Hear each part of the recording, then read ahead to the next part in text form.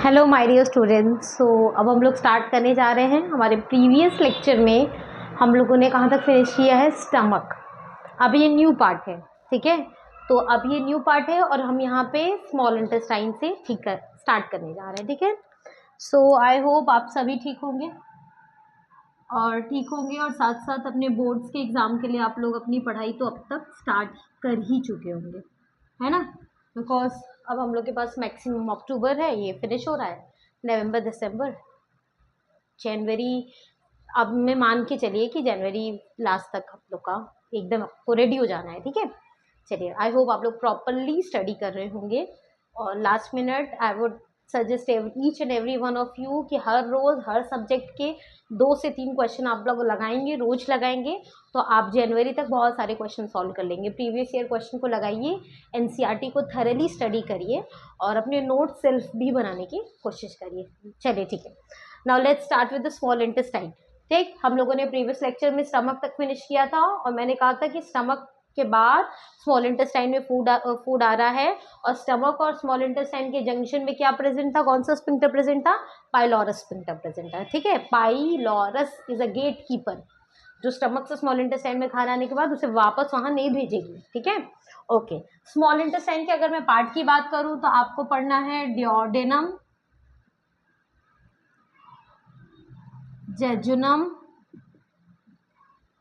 Ilium. देखिए, अब आपको बहुत ज़्यादा तो आपके बोर्ड के पेपर में इसके बारे में बहुत ऐसा लिखना नहीं है, शब्द को बता देंगे मतलब, तो एग्जामिनर एकदम खुश हो जाएगा कि बच्चे को पता है, ठीक है। डियो मीन्स होता है 2 and denim something is 10, that is 12। इसका पूरा मतलब निकाला जाता है 12, क्योंकि इसकी जो लेंथ होती है वो 12 फिंगर विड्थ के हिसाब से मानी जाती है, इसीलिए ये डिओडेनम है, ठीक। जेजुनम मतलब होता है एम्प्टी, एम्प्टी खाली। इसे इसलिए नाम दिया गया है कि जनरली जब पोस्टमार्टम वगैरह होता है तो जेजुनम को एम्प्टी पाया गया, तो डिओडेनम, इसका नाम जेजुनम रख दिया गया। इलियम मतलब होता है हाईली कॉइल, थोड़ा सा कॉइल रीजन होता है इसमें, इसलिए, ठीक। डिओडेनम में ही स्मॉल इंटेस्टाइन को अपना सिक्रीशन बाइल भी देता है और पेनक्रियाटिक जूसेस भी देते हैं अपना सिक्रीशन, तो वो अपना सिक्रीशन डिओडेनम में ही देते हैं। आई होप ये बात क्लियर होगी आपको। स्मॉल इंटेस्टाइन बड़े काम की चीज़ है, यहीं पे इसमें डाइजेशन भी होगा और इसमें एब्जॉर्प्शन भी हो रहा है। डाइजेशन स्टमक में भी हो रहा था, यहाँ पे डाइजेशन स्मॉल इंटेस्टाइन में डाइजेशन कंप्लीट हो रहा है, डाइजेशन भी होगा और यहाँ पे एब्जॉर्प्शन भी होगा, दोनों ही प्रोसेस होंगे। इंजेशन माउथ में हुआ था, डाइजेशन स्टमक में भी हुआ था स्मॉल इंटेस्टाइन, और एब्जॉर्प्शन भी स्मॉल इंटेस्टाइन में हो रहा है, ठीक है। ओके, अब ये पार्ट इसका मतलब अब आई होप आप समझ गए हो, डिओडेनम, जेजुनम, इलियम, फाइन। अब आपका क्या हो रहा है कि इसी डिओडेनम को अपना सिक्रीशन पैनक्रियाज भी दे रहा है, बोल रहा है भैया तुम हमसे भी अपना सिक्रीशन ले लो। और बाइल बोल रहा है कि ऐसा है कि जब सभी लोग अपना अपना कंट्रीब्यूशन दे रहे हैं तो मैं भी दे देता हूँ। तो बाइल ने भी अपना कंट्रीब्यूशन दे दिया, पैनक्रियाज ने भी अपना कंट्रीब्यूशन दे दिया। होता क्या है कि ये स्मॉल इंटेस्टाइन के को अपना ये लीवर है, लीवर का पार्ट, बाइल जूस लीवर बनाता है, ठीक है। और ये बाइल जूस लीवर के गॉल ब्लैडर होता है उसमें स्टोर होता है, पित्त की थैली जिसको हम लोग कहते हैं, गॉल ब्लैडर में बाइल जूस स्टोर होता है। फिर ये डिओडेनम में अपना सिक्रीशन को दे देता है, कहता है लो हमारा कंट्रीब्यूशन, हमारा हिस्सा यहाँ से खत्म हुआ। पेनक्रियाज भी कहेगा कि मैं क्यों पीछे रहूं, मैं भी पेनक्रियाटिक जूस दे देता हूँ, मेरे जो पेनक्रियाटिक जूस होंगे उसमें कुछ एंजाइम्स हैं, उसको तुम यूज करो और उसको यूज करके तुम क्या करो, डाइजेशन में हेल्प करा लो। अंडरस्टूड? ठीक। ये जो इलियम है बहुत ही अच्छी चीज है, अच्छी चीज इसलिए मैं इसको कह रही हूँ बेटा, क्योंकि इलियम जो है ये इसके पास इसके वॉल पे स्मॉल फिंगर लाइक स्ट्रक्चर होता है जिसको हम लोग कहते हैं विलाई, और इसका सिंगुलर फॉर्म होता है विलस।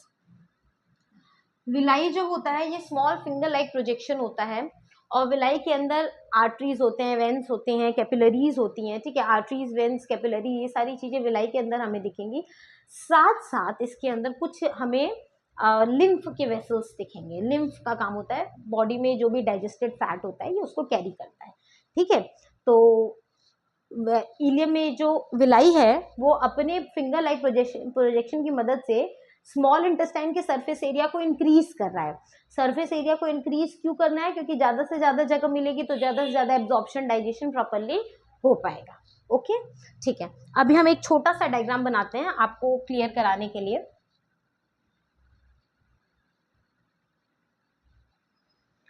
देखो,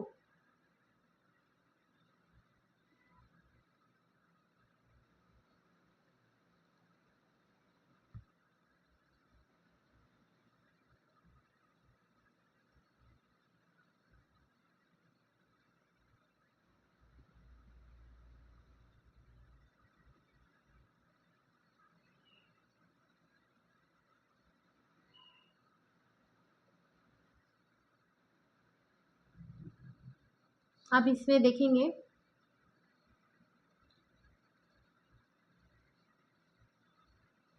देखिए यहाँ से ये लीवर, ठीक है।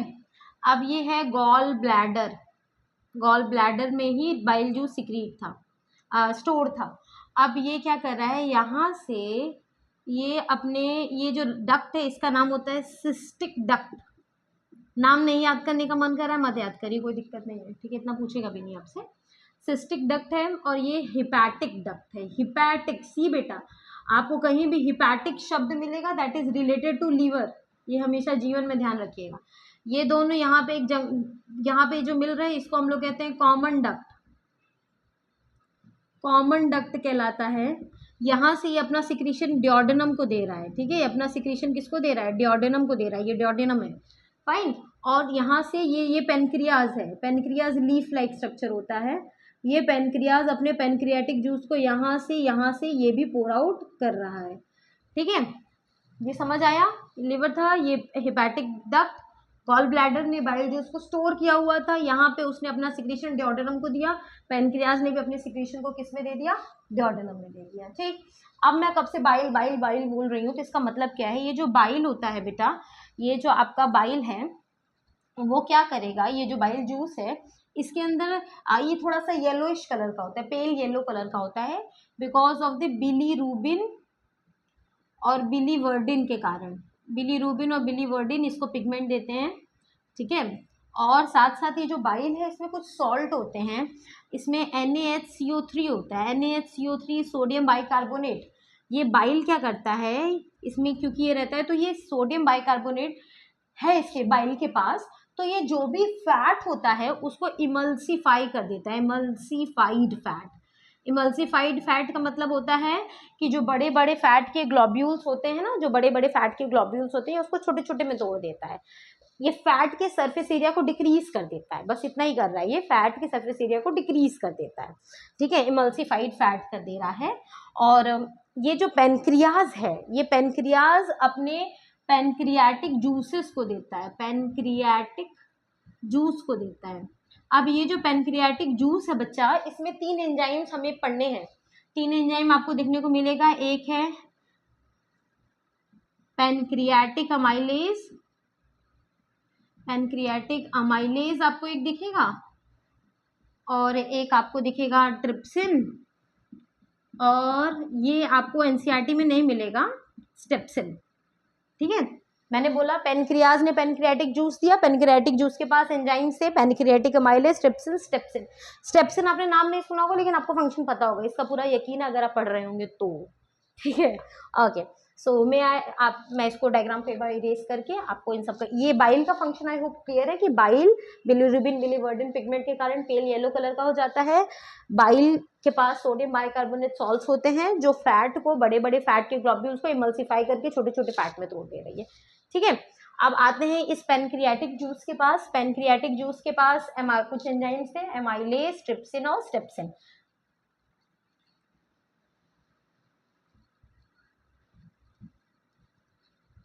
देखिए आप एग्जाम में लिखने का ज़्यादा कोशिश न करके ना फ्लो चार्ट में दिखाने की कोशिश ज़्यादा करिएगा। अब क्या हो रहा है कि मैंने बोला ये जो अमाइलेज है, पैनक्रियाटिक अमाइलेज जो है, ये क्या कर रहा है, पैनक्रियाटिक अमाइलेज आपके फूड में जो भी स्टार्च बचा कुछ है उसको तोड़ दे रहा है।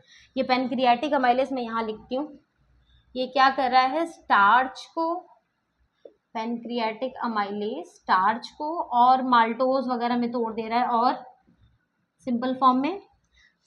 अब देखो मैंने बोला था कि हर चीज़ आपकी बॉडी में एक्टिव फॉर्म में नहीं प्रेजेंट है, तो ये जो ट्रिप्सिन मैंने नाम लिया था वो एक्टिव नहीं है, ये ट्रिप्सिनोजन के फॉर्म में है। एक एंजाइम होता है जिसका नाम है एंटरोकाइनेज, नहीं नाम याद करना है, मत नाम याद करेगा, कोई समस्या नहीं है। एंटरोकाइनेज ट्रिप्सिनोजन क्या, ये इसको एक्टिव करके किस में कन्वर्ट कर दे रहा है, ट्रिप्सिन। आप चाहेंगे तो इस पार्ट को आप स्किप कर सकते हैं, आप मत लिखिएगा, कोई दिक्कत नहीं है, आप इस इतना लिखिएगा कि ट्रिप्सिन है, ट्रिप्सिन ने क्या किया, ये trypsin, again I have to write it here, enzyme आप कोशिश करिए यही लिखिए। ट्रिप्सिन ने प्रोटीन जो थे, प्रोटीन या स्मॉल जो पेप्टाइड्स वगैरह थे, उसको और छोटे फॉर्म में थोड़ा और स्मॉल पेप्टाइड बना दिया, या और छोटा छोटा अमाइनो एसिड बना दिया, ठीक है। और ये जो आपका फैट था, ये स्टेप्सिन एंजाइम ने इसको ब्रेक कर दिया फैटी एसिड में और ग्लिसरॉल में। चलिए परेशान मत होइए, मैं आपको समझाती हूँ इसमें मैं क्या बोल रही हूँ। मैंने बोला पेनक्रियास ने अपने पेनक्रियाटिक जूस को दिया, पेनक्रियाटिक जूस ने एंजाइम्स रिलीज किए, पेनक्रियाटिक एंजाइम्स थे जिसमें आपका था अमाइलेज, ट्रिप्सिन, स्ट्रिप्सिन। जिस पर टिक लगा रही हूँ वो पढ़ लीजिएगा, काम बन जाएगा आपका, ठीक है। अब ये स्टार्च क्या, ये अमाइलेज ने क्या किया, स्टार्च को माल्टोज में ब्रेक कर दिया। ये ये आपका ट्रिप्सिनोजन इनएक्टिव था, उसको एक्टिव बनाया गया। अब ये ट्रिप्सिन ने क्या किया, प्रोटीन को और स्मॉलर पार्ट में ब्रेक डाउन कर दिया, और फैट ने फैटी एसिड और ग्लिसरॉल में उसको फैट को ब्रेक कर दिया गया, ठीक है। सिंपल फॉर्म में आप देख रहे हो, सिंपल फॉर्म में टूटता जा रहा है, टूटता जा रहा है। अब स्मॉल इंटेस्टाइन को बाइल ने सिक्रीशन दे दिया, पेनक्रियास ने सिक्रीशन दे दिया। अब स्मॉल इंटेस्टाइन बोलेगा मैं क्यों पीछे रहूं, मेरा ही काम, मैं ही पीछे रहूं, मैं भी अपने को जूसेस दूंगा, मैं भी इंटेस्टाइनल जूसेस रिलीज करूंगा। तो ये जो मैंने आपको विलाई बताया था, जो इलियम के फिंगर वॉल पे था, फिंगर लाइक प्रोजेक्शन, विलाई में छोटे छोटे पोर्स होते हैं, और उसी पोर की मदद से इंटेस्टाइन अपने इंटेस्टाइनल जूसेस को रिलीज करता है।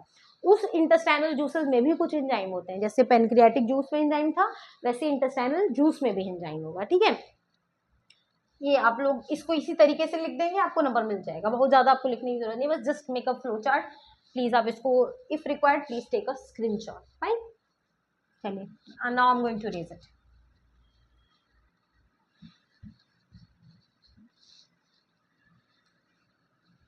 अब स्मॉल इंटेस्टाइन में उसके खुद के इंटेस्टाइनल जूसेस आए, इंटेस्टाइनल जूसेस ने अपने जूसेस को रिलीज किया, और इंटेस्टाइनल जूसेस में कुछ एंजाइम्स थे, जैसे अब माल्टेज एंजाइम था। माल्टेज एंजाइम ने क्या किया, माल्टोज को ब्रेक डाउन और छोटे छोटे फॉर्म में और शुगर का दम ब्रेक कर दिया, खत्म किया। लाइपेज एंजाइम था, अब लाइपेज ने और फैटी एसिड और ग्लिसरॉल और फैट को और ब्रेक कर दिया, फैट को और सिंपल फॉर्म में ब्रेक कर दिया, फैटी एसिड ग्लिसरॉल में और तोड़ दिया, ठीक है। फिर सुक्रेज एंजाइम होता है, सुक्रेज, उसने तुम्हारे खाने में जो भी सुक्रोज था उसको और तोड़ दिया, ग्लूकोज में और फ्रक्टोज में तोड़ दिया। लाइपेज एंजाइम था, लाइपेज ने क्या कहते हैं, लाइपेज ना लिख के आप ये लिख लीजिए, लैक्टेज, लैक्टेज एंजाइम ने और क्या कर दिया, तोड़ के ग्लूकोज गैलेक्टोज में कन्वर्ट कर दिया। तो सारी ये सब एंजाइम ने फाइनली अब जो भी न्यूट्रिएंट्स, जो भी चीज़ें थी उसको ब्रेक डाउन कर दिया। अब यहाँ पे हमारा डाइजेशन का प्रोसेस फिनिश हुआ। अब क्या हुआ, एब्जॉर्प्शन स्टार्ट करना है। अब एब्जॉर्प्शन कैसे होगा, जो स्मॉल इंटेस्टाइन के इलियम का विलाई था वो क्या करेगा, सारे न्यूट्रिएंट्स को क्या करेगा, एब्जॉर्ब करना स्टार्ट करेगा। जो अमीनो एसिड्स हैं, प्रोटीन्स वगैरह हैं, ये सब छोटे छोटे मॉलिक्यूल्स है, तो विलाई उसको एब्जॉर्ब कर लेगा, लेकिन फैट को वो ऐसे नहीं एब्जॉर्ब कर पाएगा। मैंने बताया था विलाई के पास आर्टरीज, कैपिलरीज, वेन्स और लिम्फ वेसल्स हैं, तो उस फैट को एब्जॉर्ब करने के लिए लिम्फ की जरूरत पड़ेगी। लिम्फ पूरा एकदम फैट का नेटवर्क फॉर्म करके उसको एब्जॉर्ब करके ब्लड वेसल में पूरा आउट कर देता है, और कहता है लीजिए मेरा काम खत्म, मैंने ये सारा एब्जॉर्प्शन करके आपको दे दिया। अब आप ब्लड वेसल को देने के बाद वो कहता है कि अब आप इसको बॉडी में ले जाइए, एसिमिलेशन का फंक्शन कराइए, इसको जहाँ जहाँ इसको यूज़ करना है, एनर्जी बनाना है, आपको जो भी करना है इसको करिए, ठीक है। तो यहाँ तक स्मॉल इंटेस्टाइन का फंक्शन भी खत्म होता है। आई होप आपको ये क्लियर होगा। नेक्स्ट वीडियो में मैं मिलूंगी आपको, तो मैं लार्ज इंटेस्टाइन पढ़ा के इजेशन करके डाइजेशन टॉपिक हम लोग खत्म करेंगे। Again, if you have any doubt, please ask in the comment section. I am always there for you people. Study well. रोज बार बार हर सब्जेक्ट के 2 से 3 क्वेश्चन भी लगा लोगे रोज, तो आपके जनवरी तक में बहुत सारे क्वेश्चन लग जाएंगे। Thank you.